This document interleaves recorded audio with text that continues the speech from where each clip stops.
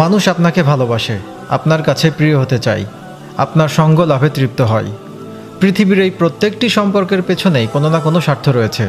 তবে মা এবং বাবা আল্লাহ সুবহানাহু ওয়া তাআলার পক্ষ থেকে এমনই একটি নেয়ামত যারা আপনাকে নিঃস্বার্থভাবে ভালোবাসে। হয়তো আমরা এমন কেউই নেই যে জীবনে একবার পিতামাতার সাথে বেয়াদবি বা উচ্চস্বরে কথা না বলেছি। হয়তো কিছু সৌভাগ্যবান ভাই ও বোনেরা এমনটা করেনি, তারা আসলেই সৌভাগ্যবান।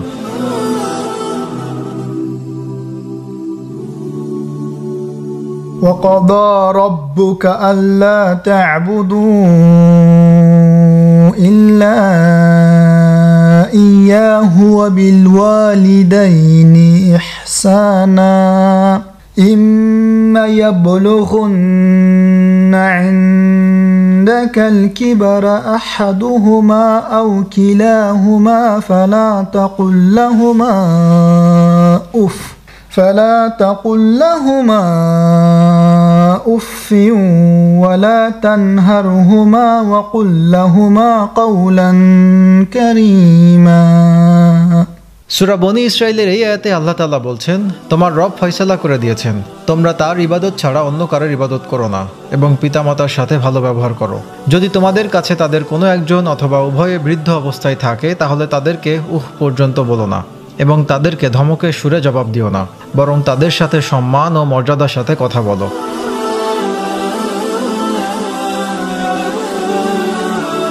অবশ্য মা বাবার প্রতি সদয় আচরণের মানে কিন্তু তাদেরকে দান বা সাহায্য সহযোগিতা করার চেয়েও অনেক বেশি কিছু।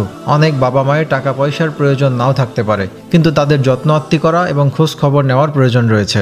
সেজন্য আয়াতে বলা হয়েছে, বৃদ্ধ বয়সে সতর্ক থেকো যাতে তাদের সাথে রূঢ় আচরণ না করে বসো। তারা যদি এমন কিছু চেয়ে বসেন যা পূরণ করা তোমার জন্য কষ্টকর, তাহলেও বিরক্ত হও না, বরং তাদের সাথে কথাবার্তা এবং আচরণে শালীনতা, ভদ্রতা ও সম্মান বজায় রেখো। যেসব ছেলে মেয়ে মা বাবার প্রত্যাশা বা চাহিদা পূরণের ব্যাপারে অভিযোগ করত, পয়গম্বর রাসূল সাল্লাল্লাহু আলাইহি ওয়াসাল্লাম তাদেরকে বলতেন, তুমি এবং তোমার ধন সম্পদ সবই তোমার বাবার কাছ থেকে পেয়েছো, সুতরাং তাদের প্রত্যাশা পূরণে কোনো রকম কার্পণ্য করো না। অথচ জীবনে কতবার মা বাবার সাথে উচ্চস্বরে রাগান্বিত হয়ে কথা বলেছি, তাদের আদেশকে মূল্য দেয়নি, তাদের অবাধ্য হয়েছি বহুবার। আমরাই তো পোড়া কপাল যারা এমনটা করেছি। আমরা কেন আমাদের অতীতকে ভুলে গেলাম, আমাদের শৈশবকে ভুলে গেলাম?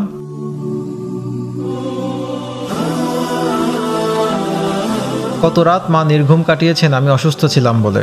আমার কান্নার ভাষা বুঝতেন আমার মা, আমাকে নাপাকি থেকে পবিত্র করতেন আমার মা, নিজে না খেয়ে আমার মুখে খাবার তুলে দিতেন আমার মা। ফজরের পরে আমি ঘুমিয়ে পড়ি, অথচ রান্নাঘরে দেখা যায় মা রান্নার প্রস্তুতি নিচ্ছেন। কি এক ধৈর্য, কি এক মায়া আল্লাহ তাআলা মায়ের ভিতর দান করেছেন। স্কুল, কলেজ, বিশ্ববিদ্যালয়ের ক্যান্টিনে সময় কাটে আমার, লেখাপড়া, বন্ধুদের সাথে আড্ডা, এসবই যেন জীবন। কিন্তু আমার বাবা, তার তো বিশ্রাম নেওয়ার সুযোগ নেই। সারাটা দিন যিনি কর্মক্ষেত্রেই পার করে দেন।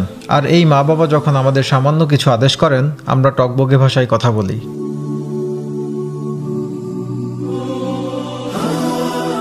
واخفض لهما جناح الذل من الرحمة وقل رب ارحمهما كما ربياني صغيرا। অর্থাৎ আর দয়া ও কোমলতা সহকারে তাদের সাথে বিনম্র থাকো এবং দোয়া করতে থাকো এই বলে যে, হে আমার প্রতিপালক, তাদের প্রতি দয়া করো যেমন তারা দয়া, মায়া, মমতা সহকারে শৈশবে আমাকে প্রতিপালন করেছিলেন। আগের আয়াতে মা বাবার খেদমত করার ব্যাপারে সামগ্রিক নির্দেশ দেওয়া এবং বৃদ্ধ বয়সে তাদের খোঁজখবর ও যত্ন আত্তির ব্যাপারে আদেশ দেওয়ার পর এই আয়াতে আল্লাহ তাআলা বলছেন, বাবা মায়ের সাথে ব্যবহার করতে হবে অত্যন্ত ভদ্রতা, নম্রতা এবং বিনয়বত শ্রদ্ধার সাথে। সর্বক্ষেত্রে এবং সর্বাবস্থায় তাদের কাছে ছোট্ট বা শিশুটির মতো থাকতে হবে। কখনো তাদের সাথে আলাপ আলোচনা বা কথাবার্তার সময় আগ বাড়িয়ে কিংবা তাদের চেয়ে বেশি বুঝেন, বেশি জানেন এরকম ভাব দেখাবেন না। আপনার শৈশবে তারা যেমন আপনাকে আদর যত্ন করে স্নেহ দয়ার সাথে বড় করে তুলেছেন, আপনিও তাদের সাথে বৃদ্ধ বয়সে সেরকম আচরণ করুন। সব সময় তাদের জন্য দোয়া করুন এবং আল্লাহর কাছে প্রার্থনা করুন যেন তাদেরকে তার রহমত ও দয়ার অংশীদার হবার সৌভাগ্য দান করেন। তারা মারা গেলেও একইভাবে দোয়া করতে হবে এবং আল্লাহর কাছে তাদের জন্য ক্ষমা প্রার্থনা করতে হবে।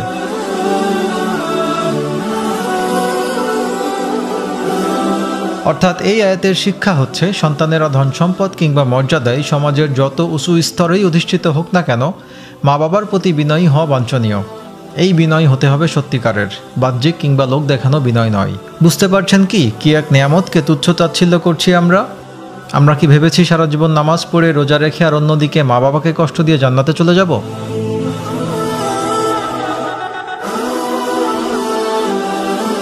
আবু হুরায়রা রাদিয়াল্লাহু তাআলা আনহু হতে বর্ণিত, রাসূল সাল্লাল্লাহু আলাইহি ওয়াসাল্লাম ইরশাদ করেন, ওই ব্যক্তি ধ্বংস হোক, ওই ব্যক্তি ধ্বংস হোক, ওই ব্যক্তি ধ্বংস হোক। জিজ্ঞেস করা হলো, কোন ব্যক্তি ইয়া রাসূলুল্লাহ সাল্লাল্লাহু আলাইহি ওয়াসাল্লাম? উত্তরে বললেন, যে তার বৃদ্ধ পিতামাতাকে পেল অথবা তাদের একজনকে পেল কিন্তু তাদের খেদমত করে জান্নাত আদায় করতে পারল না। আল্লাহর নবী আরও বলেন, 3 ব্যক্তির জন্য আল্লাহ তাআলা জান্নাত হারাম করে দিয়েছেন। তারা হচ্ছেন পিতামাতার অবাধ্য সন্তান, মাদকাসক্ত এবং দাইয়ুস।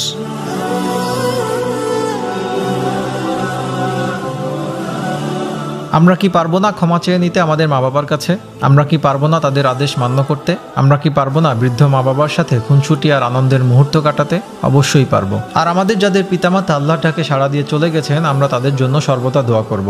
মৃত মা বাবার কাছে সন্তানের নেক আমল ও দোয়ার থেকে উত্তম আর কি হতে পারে? রব্বিরহামহুমা কামা রব্বাইয়ানি সগীরা।